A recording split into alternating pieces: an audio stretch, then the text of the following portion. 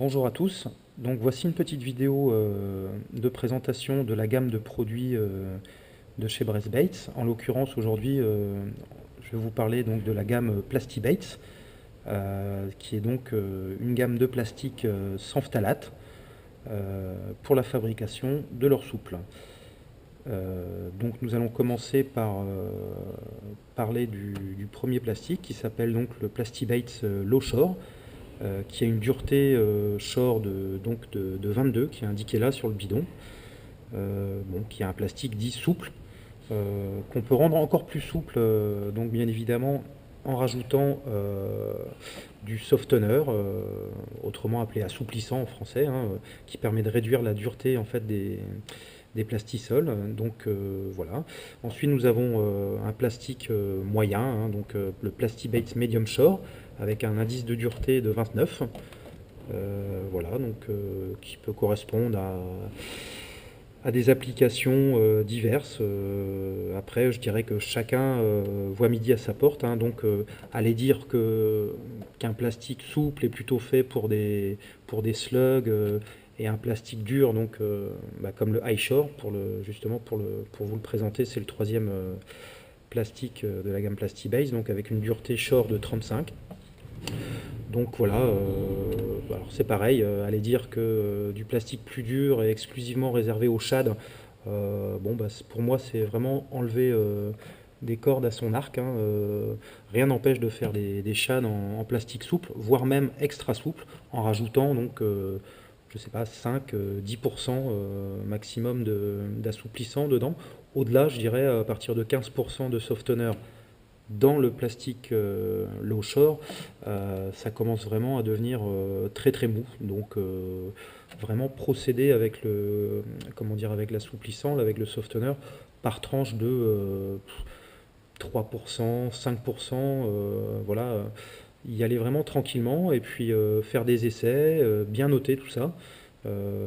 C'est facile avec des becs verseurs, avec une balance graduée, une balance électronique, de pouvoir noter comme ça ces mélanges et puis bien les garder jusqu'à vous trouviez voilà, la souplesse idéale en fonction de vos spots et vos habitudes de pêche. Comme voilà, les pêcheurs au leurre, notamment au leurre souple, voilà, ont des habitudes différentes. Certains aiment bien aller pêcher dans des veines d'eau où il y a voilà, plus de courant ou des zones voilà, agitées. Et puis d'autres pêcheurs aiment bien chercher des poissons pardon, plutôt calés à poste. Alors, ça peut être des secteurs rocheux comme sableux d'ailleurs, mais voilà, c'est des postes différents et c'est évident que c'est un gros avantage pour ceux qui fabriquent comme ça leur leurre, hein, les crafters, de pouvoir, avec un même type de leurre, une même taille de leurre, pouvoir les décliner en deux, trois, voire même quatre souplesses différentes, et puis voilà, faire ces petits tests ensuite. Je peux vous le dire d'expérience, au fur et à mesure des années, hein, moi ça fait pas mal d'années que je coule mes propres leurres, c'est vraiment flagrant, voilà, sur certains spots, certains horaires de marée, certains coefficients, voilà, ça va prendre que sur du leurre très souple, des fois c'est plus sur du très dur, du moyen aussi, enfin voilà. Ça peut varier. Bon, faut pas trop se prendre la tête non plus forcément au départ, surtout si on n'a jamais coulé de leurre.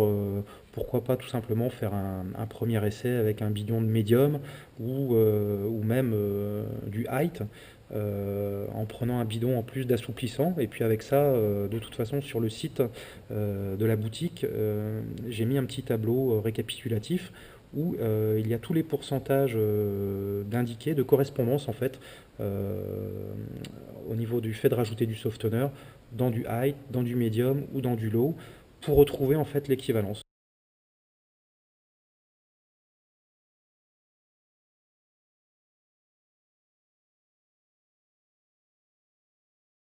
Voilà, donc nous allons pouvoir procéder à un petit test en réel pour vous présenter la façon dont se travaille en fait le produit.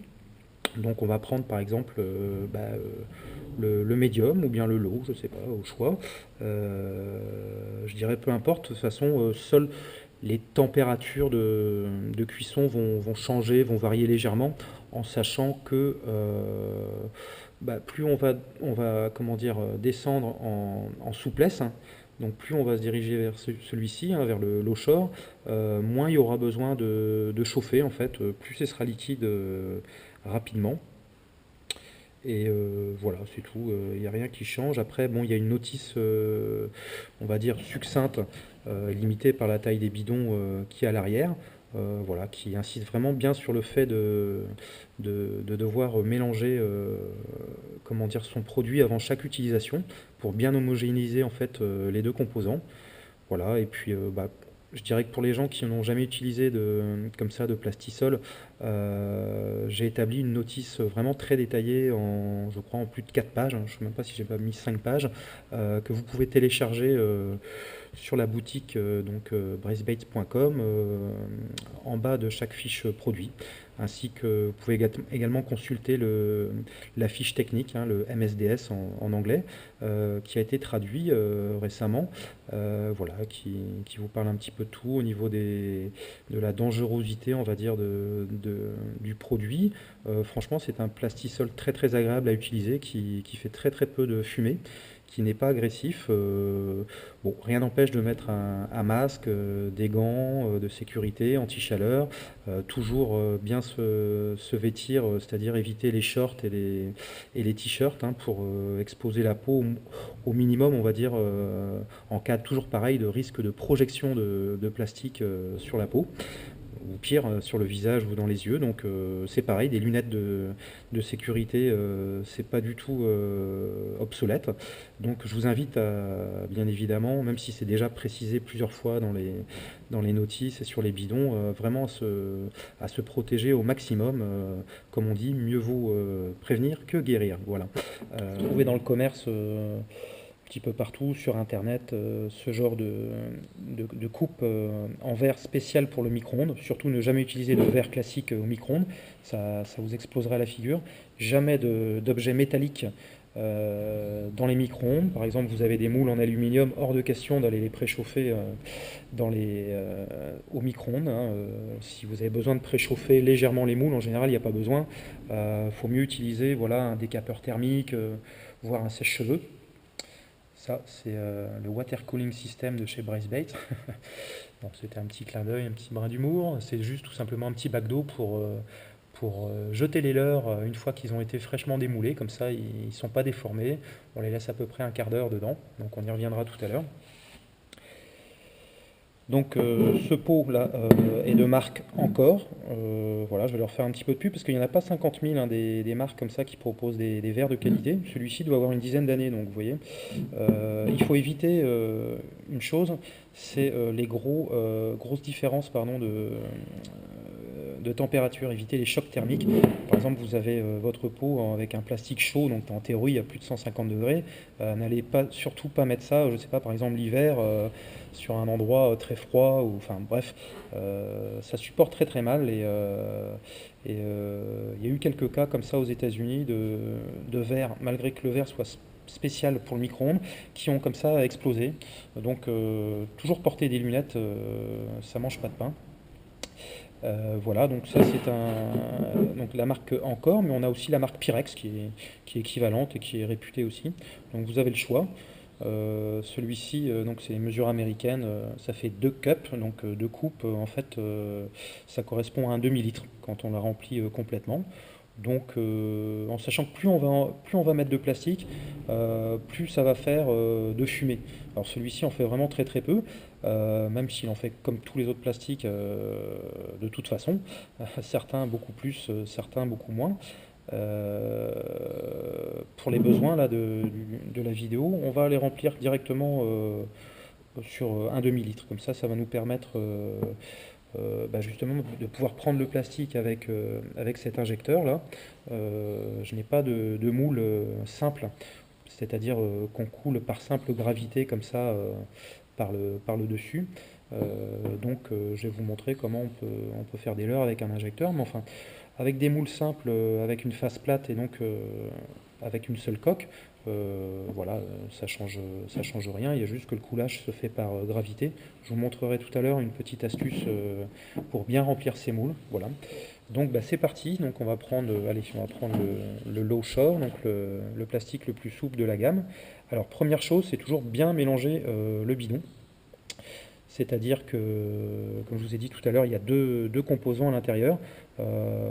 Si vous laissez vos bidons comme ça dans votre garage ou dans votre atelier de bricolage pendant, je ne sais pas, plusieurs semaines, vous verrez bien la séparation des produits. Celui-là a dû être un peu agité, on ne voit pas, mais il me semble qu'ici on voit, je ne sais pas ce que ça donnera sur la vidéo, on voit la partie voilà, plus résineuse et un peu plus lourde en bas, et la partie plus assouplissante en fait.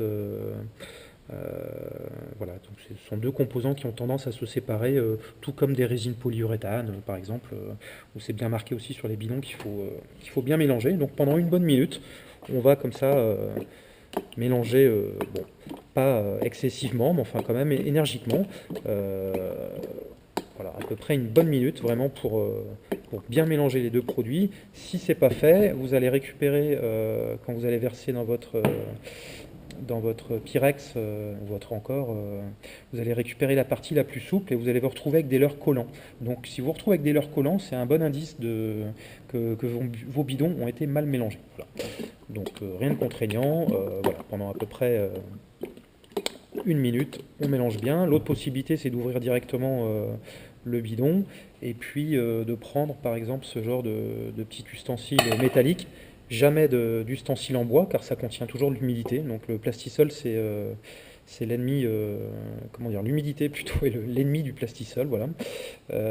Donc voilà, on peut également mélanger comme ça au travers de l'ouverture du pot qui est quand même relativement large. Donc les bouchons sont bien sécurisés à l'expédition. Ça, il n'y a pas de souci. Donc, une chose dont j'ai pas encore parlé, c'est que contrairement aux autres plastiques, donc le Plastibate contient déjà du stabilisateur et en assez grande quantité pour ne plus avoir besoin d'en rajouter. Donc on ne vous vend pas chez Bracebait de stabilisateur de température séparément, ce qui fait encore ajouter un prix, comment dire, au prix déjà du plastique. C'est nous chez Bracebait qui remplissons individuellement chaque dose de stabilisateur dans chaque bidon. Voilà, donc ça nous prend un petit peu plus de temps, mais au moins on est sûr d'avoir les bons dosages et que vous n'ayez pas besoin de rejouer avec. En sachant que le stabilisateur est vraiment comment dire, compatible avec ce plastique-là et pas avec un autre. Je me suis amusé à faire des tests voilà, sur d'autres plastiques. Hélas, ça jaunissait toujours aussi vite. Donc voilà, on va remplir comme ça un demi-litre.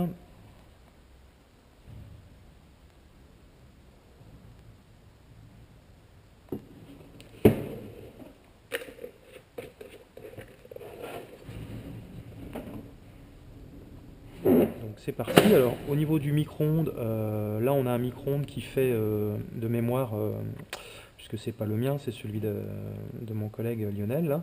Le mien fait 1000 watts, celui-ci fait 800 watts. Donc on va travailler toujours quasiment à 800 watts. Vous verrez qu'à un moment donné, je vais redescendre un petit peu comme ça la puissance. Ça sert à rien de surchauffer le plastique. Ça, ce sera quand il sera à température. Pour l'instant, on y va donc à fond, à 800 watts. Et c'est parti.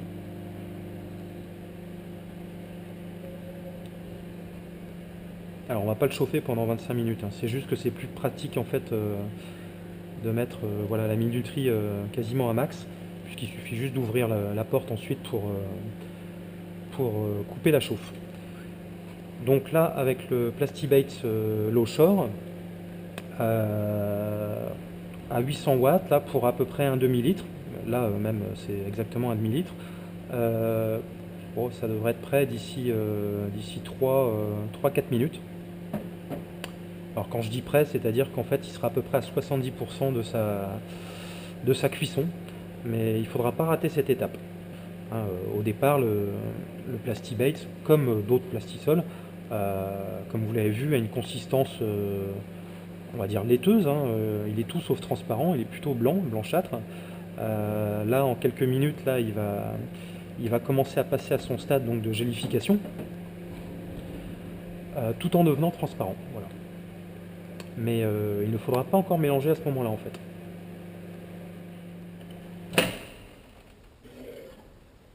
Donc là, on voit que c'est chaud quand même au toucher, mais c'est toujours au stade laiteux, donc c'est reparti.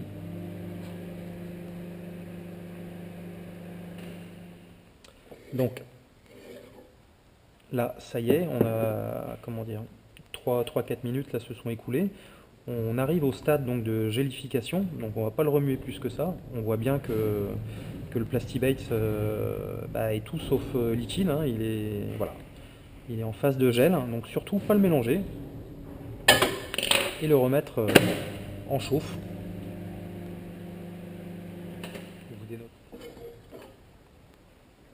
Alors, voilà, là on peut voir quelques légères fumées parce qu'on est juste bien là, donc en fait on peut voir un léger dépôt blanchâtre dont je vous parlais tout à l'heure, au fond du pot. Le Plastibate lui est bien liquide. Alors, et donc on va mélanger les petits dépôts blanchâtres qu'on voit tout au fond avec le reste du plastique.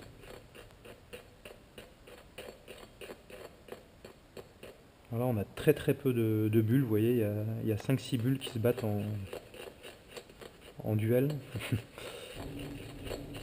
Alors, le Plastibate, comme d'autres plastisols, supporte très mal l'humidité selon les régions. Comment dire, tant que vous fermez bien vos bidons, il n'y a pas de souci. Si vous avez le malheur de mal fermer là, les bidons, effectivement, vous pouvez avoir un petit peu d'humidité qui va rentrer dans le plastique, donc rien de dramatique. C'est pas pour ça qu'il ira à la poubelle. Il y a juste que quand vous ferez votre première chauffe, vous aurez comme ça des microbules, que là, il n'y en a pas, mais voilà, des petites microbules de surface qui auront tendance à très vite disparaître de toute façon au bout de quelques minutes. Enfin, si on peut les éviter, c'est toujours du temps de gagner. Donc voilà, on a un plastique qui est bien, alors on va pas dire transparent, parce que transparent, on va dire, c'est la translucidité absolue. Aucun plastique n'est 100% transparent, mais là on s'y rapproche vraiment. C'est, on va dire, très translucide et ça le reste.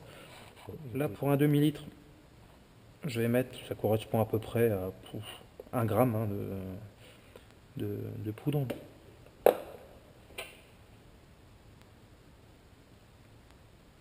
Et puis on va commencer à mélanger. Donc le secret, c'est ne pas avoir peur de mélanger, hein. Le plastique, c'est toujours pareil. C'est on mélange et on remélange. Donc là, on a déjà une bonne quantité de nacre en suspension. Mais c'est trompeur. Comme les leurres, il suffit que les leurres soient relativement petits. Là, on a une impression voilà, de volume assez important de nacre.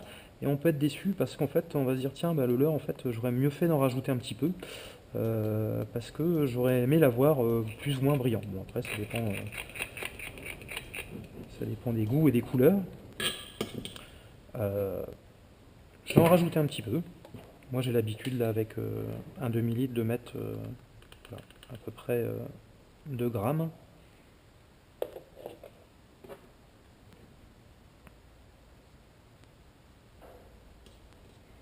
Alors le Plastibate, ça c'est le gros avantage là. C'est une fois qu'il est à température, c'est qu'il redescend vraiment moins vite que les autres plastiques que j'ai pu avoir testé pendant plus d'une dizaine d'années. Il reste vraiment à température comme ça, sans aucun moyen de réchauffement. Alors par contre l'hiver, rien ne vous empêche voilà, de soit utiliser une petite plaque chauffante pour garder votre plastique à température plus longtemps sans avoir besoin de le remettre au micro-ondes. Moi, fut un temps, j'utilisais voilà, une vieille cafetière. J'avais enlevé le haut et puis il suffisait de le laisser. Comme ça, on gagnait encore plusieurs minutes. Et là, ça fait déjà plusieurs minutes que j'ai chauffé. On va regarder la température. Ouais, il est toujours, bon, il est descendu à 145 degrés, mais il est toujours bien liquide. Là, on peut parfaitement couler des leurres en fait. Donc c'est sympa de ce côté-là. Donc là, on a vraiment voilà, mélange bien flashy, bien nacré. Pourtant, il n'y a pas de soleil là direct qui vient taper dessus. Et dehors, de toute façon, le temps est gris. Comme bien souvent en Bretagne. On va rajouter nos paillettes.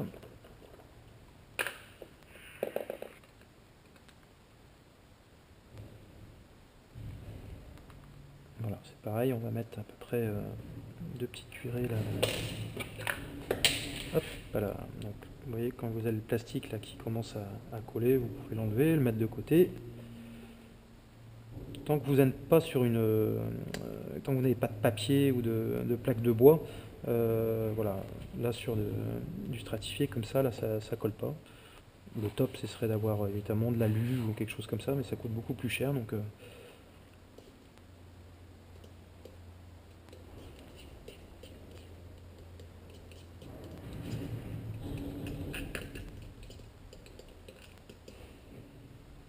là ça me semble pas mal du tout. Ça pète bien. Donc là on doit être à 130, 140 degrés. Oui, voilà. Donc, ça descend, mais vraiment pas vite, hein, donc c'est agréable de ce côté-là. Là on pourrait encore couler des leurres, il n'y a pas de souci.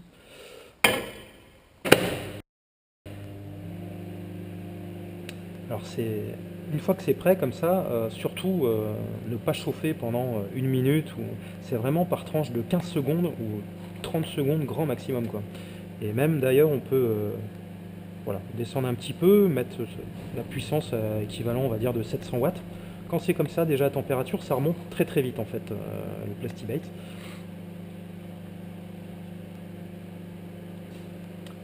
Là j'ai mon injecteur qui est froid, donc je vais le préchauffer au moyen donc d'un décapeur thermique, sans le mettre au maximum.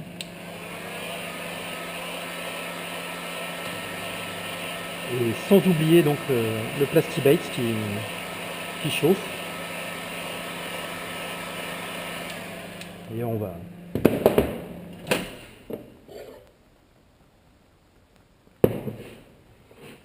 Là, il devrait être dans les 160 degrés, 157, 156. On est pas mal. On va le laisser comme ça. On va continuer notre préchauffage donc d'injecteur. Puis donc on va faire une première injection.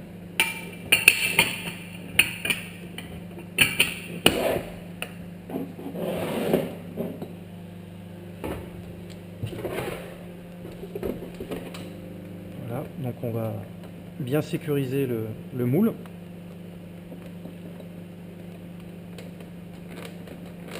Bien serré, pour être bien sûr que ça s'ouvre pas et qu'on fasse rentrer du plastique dans les plans de joint, ce qui rendrait les leurres pas terribles visuellement.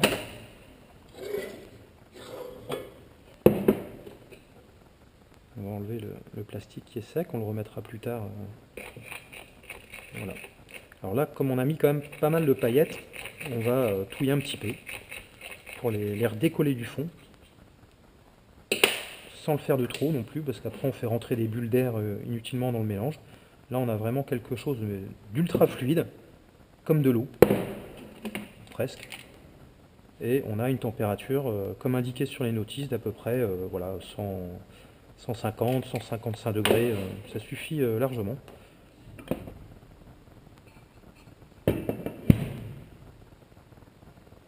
Donc là, le moule est fait pour que voilà, on puisse tirer comme ça et on obtient voilà. Alors là c'est prototype de nouveau leurre de chez Bracebait, le Braze Hill, qui a un lançon, voilà, une forme de lançon, dont je ne m'attarderai pas non plus aujourd'hui, c'est pas le but.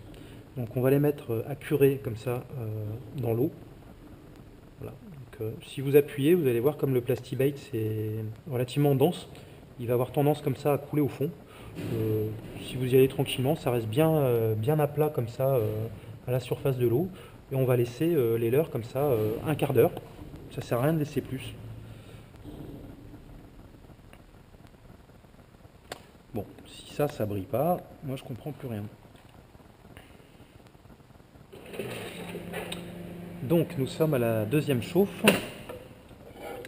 Et il va falloir également contrôler la température, ne pas laisser en chauffe trop longtemps. Donc comme on a remis là les comment dire, les grosses chutes là, donc de plastique refroidi, ça sert à rien de laisser chauffer 3 minutes, 4 minutes. C'est là que vous allez comment dire, mettre votre plastique en surchauffe. Bon là ça va, on est à 150 degrés. Mais il faut bien comprendre une chose, c'est le fait de mélanger donc ces chutes dans le plastique chaud et liquide qui va les faire fondre. C'est pas en surchauffant inutilement pendant 3-4 minutes. C'est vraiment l'action de mélanger. Donc là on le fait manuellement parce que on n'a pas de système comment dire, de mélange, mais bon, pour les bricoleurs, ceux qui aiment bien, ceux qui sont, comment dire, qui ont de l'ingéniosité, qui ont du temps pour toujours améliorer des systèmes, tout est possible. Le Plastibate ne se chauffe évidemment pas qu'au micro-ondes, on peut le chauffer au four, on peut le chauffer dans des pots de fusion qu'on peut trouver notamment aux États-Unis, qui sont spécifiques comme ça au coulage du plastisol. Vous voyez là, carrément quasiment l'intégrité des pouloutes là, qui a fondu, mais pas complètement, donc on va mettre un petit peu en chauffe. Bon, la solution la plus rapide quand même, c'est de mettre toutes ces chutes quand il y en a, puisque là on fait de l'injection. Si vous coulez par le dessus, vous n'aurez pas de chute, puisque forcément vous vous arrêtez au niveau du haut du dos du leurre. Mais quand on fait de l'injection comme ça, donc on a toujours le réservoir qu'il faut remettre en chauffe parce qu'on ne va pas le jeter non plus. Donc moi je préfère en général, quand je vais aller un peu plus vite, les mettre de côté et puis les réchauffer une bonne fois pour toutes, je sais pas, une fois tous les 5-6 coulages. Je trouve que ça va plus vite. Dans tous les cas, on ne dépasse jamais, voilà, 30 secondes de chauffe.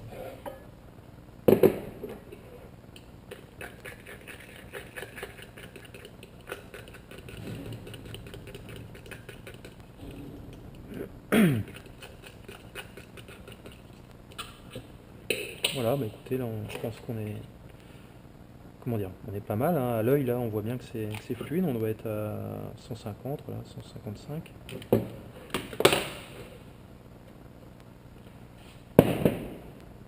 Après ça dépend, je dirais, de chaque moule, chaque leurre. Peut-être certains leurres spécifiques avec des formes ultra fines, et pourtant celui-là a déjà des parties assez fines, notamment la caudale. Certains leurres peuvent nécessiter de monter un peu plus en température. Après, si ça marche comme ça, par exemple là à 150 degrés, ça sert à rien d'aller monter plus. Voilà, ça fait juste que dépenser plus de l'électricité, plus de temps, un temps de refroidissement plus important aussi, etc., etc. Donc, voilà.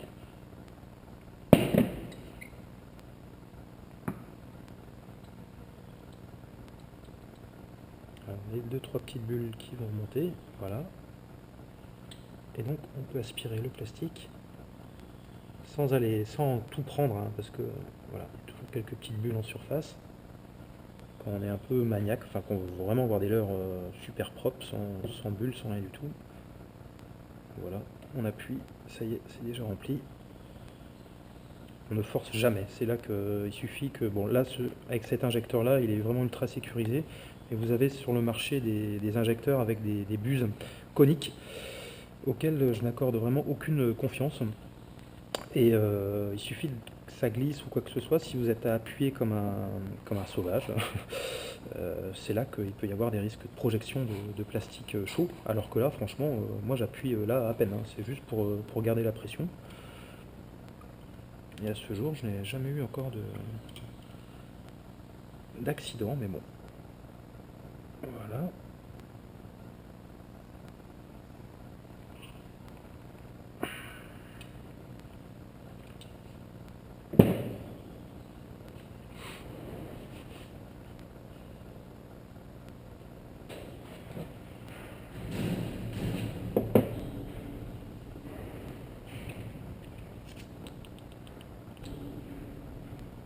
On va pouvoir refaire une troisième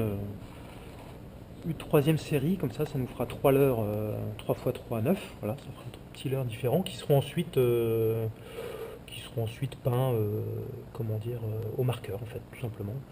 comme ça marche très très bien sur le Plastibate. Alors ça fera l'office d'un deuxième tutoriel vidéo qui va être tourné là, juste à suivre, tant qu'il fait jour, vu qu'il n'est plus très tôt, mais bon.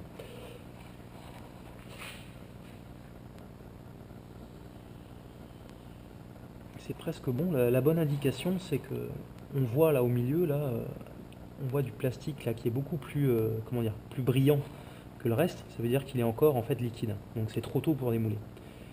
Quand vous ne voyez plus ce plastique là liquide au milieu, bah, c'est bon, vous pouvez démouler. Ça sert à rien de trop attendre. C'est ça qui a tendance après comment dire, à provoquer des légères déformations dans les leurres, le fait d'attendre, je sais pas, 10 minutes ou un quart d'heure avant de démouler. C'est complètement inutile. Voilà.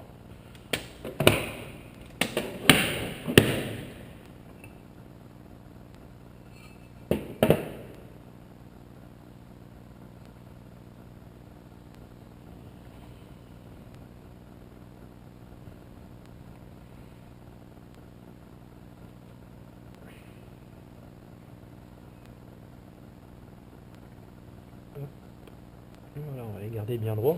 Donc on peut voir au passage qu'il n'y a absolument aucune décoloration du plastique entre la première et la deuxième série, et ça va être comme ça jusqu'à que vous finissiez votre plastique.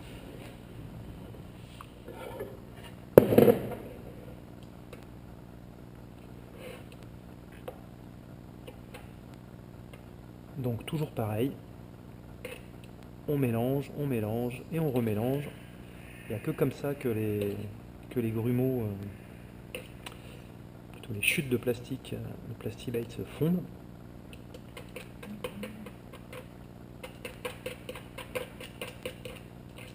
En général, voilà, 15-20 secondes, et un petit coup de chauffe en fait fait le reste.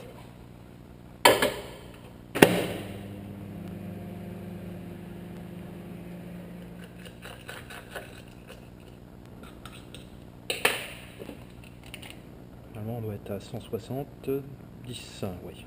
Voilà. C'est pas dramatique si on monte un petit peu comme ça la température de façon épisodique. Mais même à 170 degrés, il n'y a pas de fumée, pour ainsi dire. Il n'y a pas d'odeur. Il y a juste du plaisir de couler des leurres comme ça, même pendant plusieurs heures, sans être intoxiqué.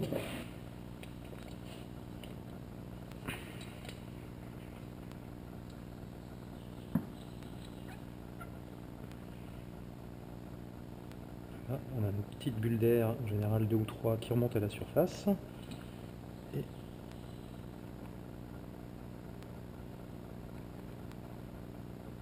voilà, on repousse toujours un petit peu de plastique.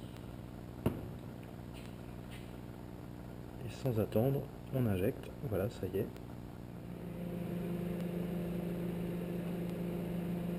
Alors celui-ci a dû être coulé à la première série tout à l'heure. Donc il est temps de l'enlever, parce que laisser comme ça du plastisol frais, enfin translucide pendant 1 heure, 2 heures dans l'eau, c'est quand même, bah, ça fait un petit peu office d'éponge, hein, donc ça va commencer à absorber trop d'eau et ça va avoir tendance à les rendre opaques, donc c'est dommage. Donc autant les ressortir. Bon, là de toute façon c'est plus souple que ce que ça ne sera quand il aura pris sa dureté finale dans environ 21 jours. Mais déjà dans 5-6 jours, ce sera pas mal du tout, environ 70-80% de sa dureté finale. Voilà, et on les laisse bien droits.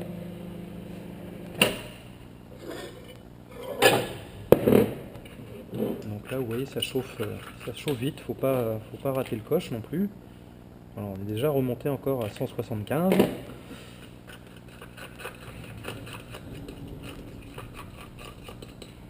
Alors qu'en restant à 160, ça suffit largement. Vous voyez, là, il est plus que liquide. On va attendre un petit peu avant d'injecter.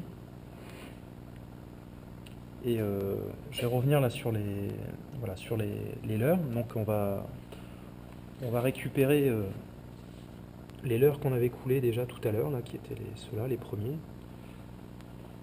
On va les mettre bien droit comme ça.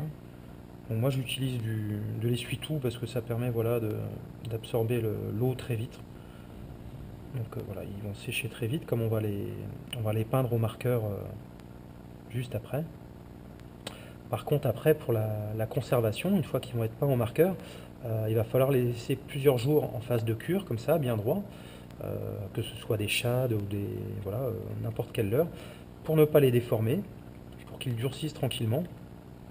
Et on viendra mettre l'attractant voilà, 3 jours, 4 jours après, après qu'ils aient été coulés. Ça sert à rien d'aller en mettre à suivre.